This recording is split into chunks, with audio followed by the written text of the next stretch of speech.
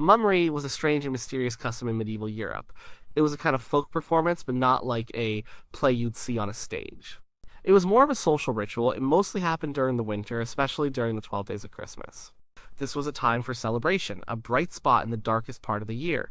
People were cooped up inside, the nights were long, and communities needed ways to come together. The basic idea was simple. A group of people, usually young men, would disguise themselves. They would put on masks, which were often called vizards. These masks might be simple, made of cloth or leather, or they could be elaborate, shaped like animal heads or grotesque human faces. The point was to hide your identity completely. You weren't yourself anymore. You were a mummer.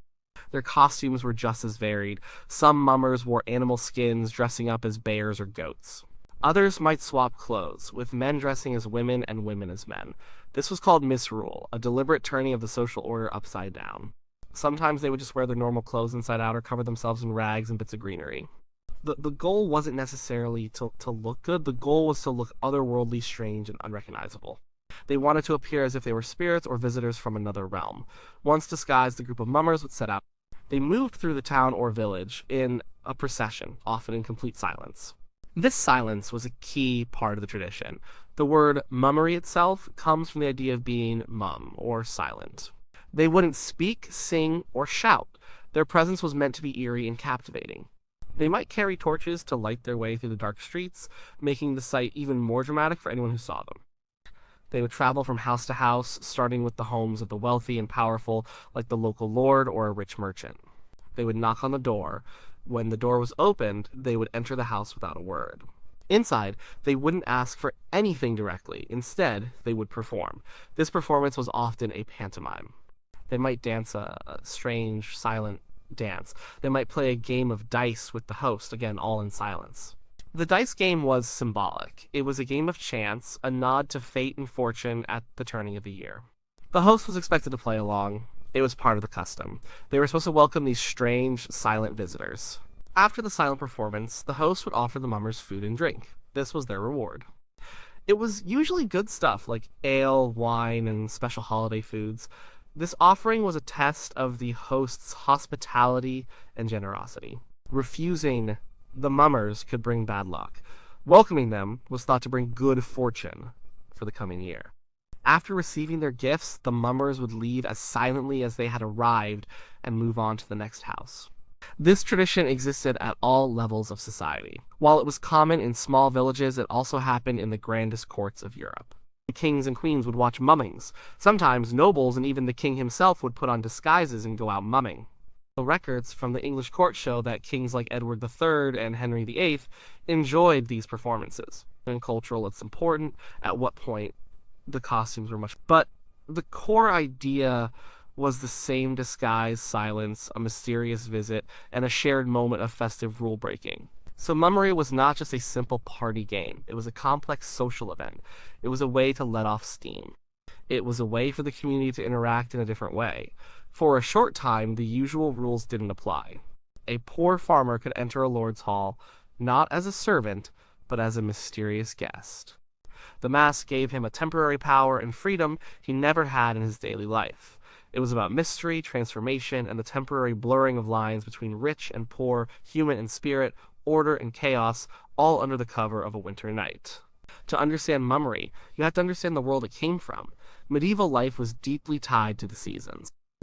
Winter was not just a chilly inconvenience, it was a long, dark, and dangerous time.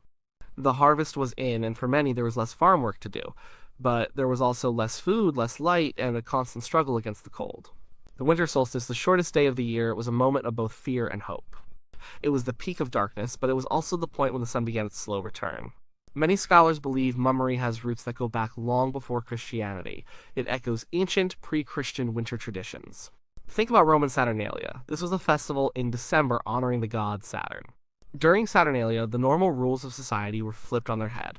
Slaves were served by their masters. Gambling was allowed in public. A king of Saturnalia was chosen to preside over the chaos. The themes of social inversion and misrule are very similar to what we see in Mummery. There are also strong parallels with older Germanic and Celtic traditions. In many of these cultures, midwinter was seen as a time when the veil between the human world and the spirit world was thin. The spirits, ghosts, and gods were thought to walk the earth. People would wear masks and costumes for a few reasons. One reason was for protection. A scary mask could frighten away evil spirits. Another reason was to imitate these spirits. By dressing up as a goat or a wild man, you could embody the chaotic energy of nature and, in a way, join the spirit world for a night. This idea of disguise as a bridge to another realm is central to mummery. When Christianity spread across Europe, it didn't just erase these old customs. Instead, it often absorbed them. The church was pragmatic. It was easier to give an old tradition a new, Christian meaning than to forbid it completely. The winter solstice celebrations were folded into the new festival of Christmas.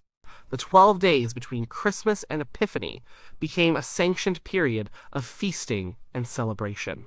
And traditions like mummery found a home within this new holiday calendar. So, the mummer dressed as a wild animal might no longer be seen as embodying a pagan nature spirit.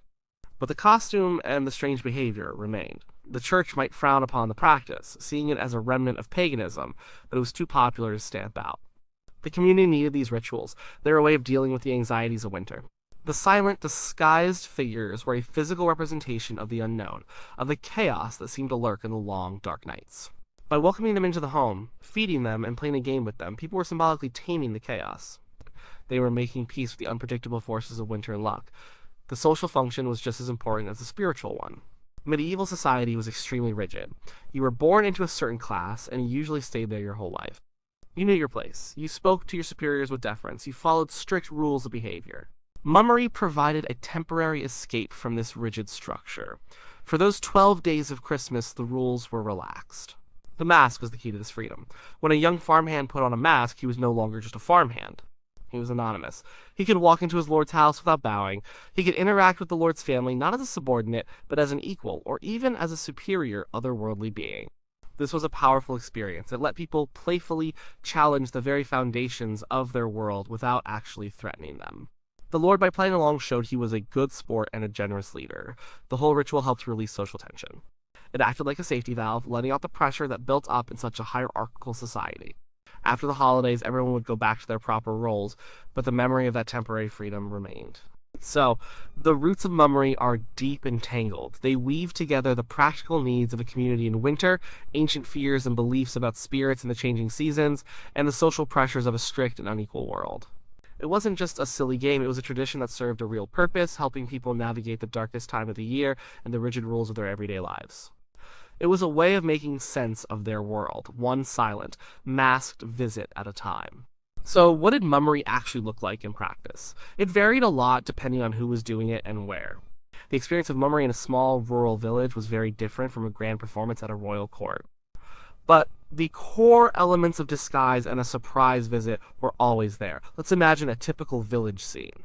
It's a cold night a few days after Christmas. A group of about a dozen young men from the village gather in a barn on the edge of town. They are excited and a little nervous. They pull on their disguises. One has a rough mask carved from wood with a long, distorted nose. Another has his face blackened with soot. A few are wearing their father's clothes, stuffed with straw to make themselves look bigger and more foolish.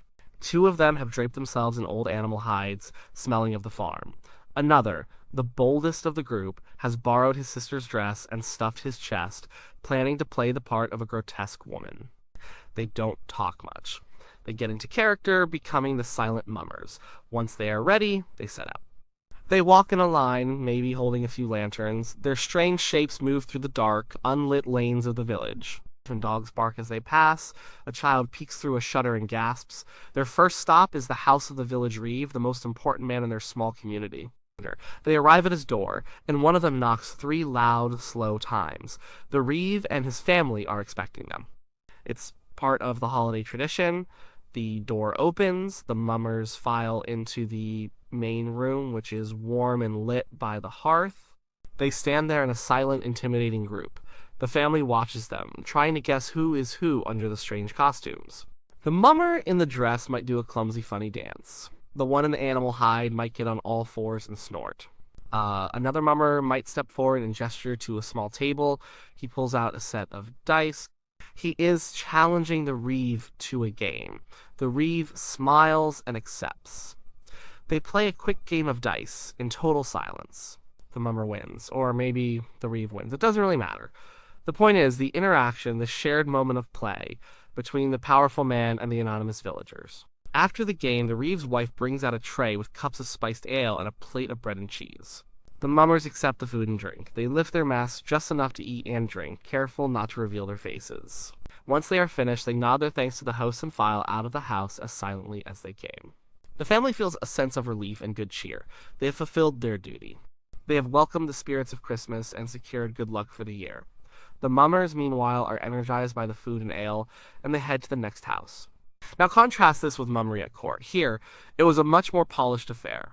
A record from 1377 describes a famous mummery that took place in London. A large group of citizens, around 130 men, disguised themselves and rode through the city at night. They had elaborate costumes and were escorted by torchbearers. They rode to Kennington Palace, where the young Prince Richard, the future Richard II, was staying with his mother. They didn't just knock on the door, their arrival was a grand spectacle. They announced their presence with trumpets. When they entered the palace hall, they didn't just stand there. They came to perform for the prince. They bowed and then silently presented a challenge. They set up tables and produced a pair of perfectly made dice. They gestured to the prince and his nobles, inviting them to play. The mummers had brought their own stakes for the game, valuable jewels and gold balls. The trick was the dice were loaded. They were designed so that the prince and his nobles would always win. The prince and his courtiers played with the silent, masked figures, and, to their delight, they won the valuable prizes. It was a clever way for the citizens of London to present a New Year's gift to their future king. After the dice game, the mummers didn't just grab a quick bite. The prince and his mother invited them to a feast. Music was played, and the mummers danced with the ladies of the court. Finally, when the party was over, they rode back to London. This was Mummery as high-end entertainment and political theater.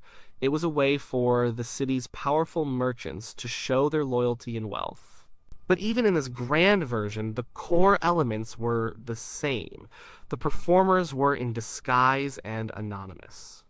They arrived unannounced as a surprise. Their interaction began in silence. There was a game of dice, symbolizing luck and fortune.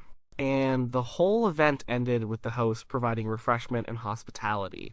Whether it was a group of farm boys getting a cup of ale or a group of merchants giving jewels to a prince, Mummery in action was about crossing boundaries. It was a formal, ritualized way for different parts of a community to interact during a special time of year. It reaffirmed social bonds by playfully and temporarily breaking all the normal rules of who could go where and who could talk to whom. While Mummery was a source of festive fun, it also had a darker side. The very thing that made it special, the mask and the anonymity post, also made it dangerous. When people can hide their identity, they can get away with things they would never do otherwise. And in the chaotic, often violent world of medieval Europe, a group of disguised men roaming the streets at night was not always a welcome sight. The problem was that not all mummers were just out for a bit of harmless fun and a free drink. Some used the disguise as a cover for criminal activity. Imagine you are a wealthy merchant. You hear a knock on your door during the Christmas season, you open it expecting the local mummers. But the silent, masked figures who push their way inside are not your neighbors. They are robbers. They use the cover of the mumming tradition to get inside your house, where they can threaten you and steal your money and valuables. By the time you raise the alarm, they have melted back into the night, their faces unseen. This was a real and persistent problem. City and town records from the period are full of complaints about mummers getting out of hand. They were accused of trespassing, vandalism, and assault. A mumming could easily turn into a drunken brawl. Rival groups of mummers might clash in the streets. The festive atmosphere could quickly curdle into something ugly. The anonymity of the mummer's mask was also a perfect tool for political intrigue and violence. In a time of conspiracies and feuds, being able to move around unseen was a powerful advantage. The most infamous example of this happened in 1381 during the Peasants' Revolt in England. John of Gaunt, the uncle of King Richard II and one of the most powerful men in the country, was a major target of the rebels. His great London palace, the Savoy, was burned to the ground. According to one chronicler, a group of rebels disguised themselves as mummers to get close to the Tower of London where the king was staying. The disguise was meant to allow them to approach the royal guards without suspicion. Because of these dangers, the authorities began to crack down on mummery. They saw it as a threat to public order and safety. As early as the 14th century, laws were passed in London and other cities to control or ban the practice. A proclamation from 1393 in London forbade anyone from going out, with painted or veiled faces at night. Another law in 1418, under King Henry V, made it a felony to go out as a mummer. The law specifically mentioned that mummery was being used as a cover for murders, felonies, and other great mischiefs. These laws weren't always successful. The tradition was too popular and deeply ingrained to be eliminated completely. But they show that the authorities were genuinely worried. They tried to draw a line between acceptable celebration and dangerous disorder. Sometimes they would ban the wearing of masks, but still allow people to go out in costume. The mask was seen as the real problem. Without it, you were still recognizable. You could be held accountable for your actions. The decline of mummery was also pushed along by major religious and social changes, especially the Reformation in the 16th century. Protestant reformers, particularly the more radical Puritans, had a deep suspicion of these kinds of folk traditions. They saw them as remnants of paganism and Catholicism. They disliked the disorder, the cross-dressing, the drinking, and the general atmosphere of misrule. To them, Christmas should be a time for sober religious reflection, not for masked men to go around causing trouble. As Puritan influence grew, especially in England, pressure mounted to suppress traditions like mummery. They were condemned in sermons as sinful and ungodly. This religious opposition, combined with the long-standing official concerns about crime and disorder, began to change the custom. The old, silent, and mysterious form of mummery started to fade away in many places. It was seen as too risky, too chaotic, and too old-fashioned, so the image of the friendly mummer getting a cup of ale is only half the story. The other half is the story of fear, crime, and official repression. Mummery existed in a delicate balance. It was a celebration of chaos, but it always threatened to tip over into real chaos. For a time, society tolerated this risk for the sake of tradition and community fun. But as the world changed, becoming more centralized and more concerned with order, the dark side of the mummer's mask became a risk that many authorities were no longer willing to take. The old style of silent, spontaneous mummery faded, but it didn't disappear completely. Instead, it evolved. It transformed into something new, something a bit more structured and a lot less threatening. This new form was the mumming play. Sometime around the 17th and 18th centuries, a major change happened. Mummers started to talk. Instead of a silent pantomime and a game of dice, the disguised visitors would perform a short, simple play with spoken lines. This was a huge shift. The performance was no longer just a strange, atmospheric visit. It was now a piece of folk drama. These mumming plays were not sophisticated works of theater. They were rough, rhyming, and passed down orally from one generation to the next. The plots were very simple and revolved around a core theme: a fight, a death, and a resurrection. This theme is a direct echo of the ancient winter solstice ideas that were always at the heart of mummery. The death of the old year and the rebirth of the new one, the return of the sun after the darkness, were now acted out in a simple story. The cast of characters was fairly standard. There was always a hero, often St. George, the patron saint of England. There was a villain, who might be the Turkish knight, slasher, or some other boastful foe. The play would start with the characters introducing themselves with big, bragging speeches. Then, St. George and his enemy would have a sword fight. The fight was clumsy and theatrical, more of a dance than a real battle. In the end, the villain would be struck down and would lie dead on the floor. This is where the story takes its crucial turn. A character, often a comical figure called the Doctor, would enter. The Doctor would claim to have a magic potion that could cure anything. After some funny back and forth and a bit of slapstick, the Doctor would give his medicine to the dead character. Miraculously, the slain knight would jump back to life. The performance would then end with the characters asking the audience for money, food, or drink. This simple plot of death and revival was the heart of the tradition. It was performed in kitchens and public squares by farmhands and laborers for their neighbors. The costumes were still homemade, with ribbons, strips of paper, and blackened faces serving as disguises. But the performance was now predictable. The homeowners knew what to expect. It was less mysterious than the old silent mummery, but also less dangerous. It was entertainment. It was a way to tell an old story about the cycle of life. This tradition of the mumming play survived for a long time in parts of Britain and Ireland. And its spirit, the core idea of disguised visits and festive performances, has left echoes that we can still see today. The most obvious modern parallel is Halloween. Think about trick-or-treating. Children put on costumes to disguise their identities. They go from house to house, they knock on doors, and ask for a reward, a treat. The implicit trick is a faint echo of the potential for mischief that the old mummers represented. It's a sanitized, child-friendly version of the same basic ritual, a disguised visit to your neighbors in exchange for a gift. Another echo can be seen in festivals like Mardi Gras or Carnival. These are times of masks, costumes, parades, and a general atmosphere of misrule.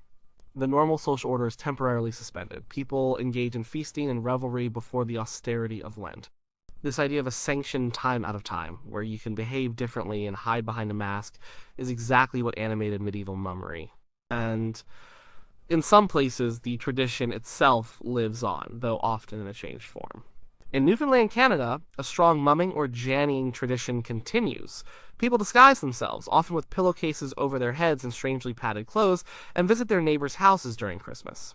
The hosts have to guess who the mummers are. Once their identity is revealed, they share food and drink. It's a powerful community building ritual. In Philadelphia, the Mummers Parade on New Year's Day is a massive, spectacular event. It features elaborate costumes, music, and performances. While it has evolved into a huge public parade, its name and its roots go back to the same European traditions of costumed holiday celebration. So, medieval mummery was much more than just a forgotten holiday game. It was a window into the medieval mind. It was a way for people to cope with the darkness of winter, to play with the strict rules of their society, and to reinforce the bonds of their community. It was a tradition that could be both joyful and dangerous, innocent and criminal. And though the silent, masked figures of the Middle Ages are long gone, the basic human need they represent, the need to escape ourselves, to connect with our neighbors, and to bring light into the darkest time of the year, continues in the costumes and celebrations we still enjoy today. The echo of the mummer's knock can still be heard if you listen closely.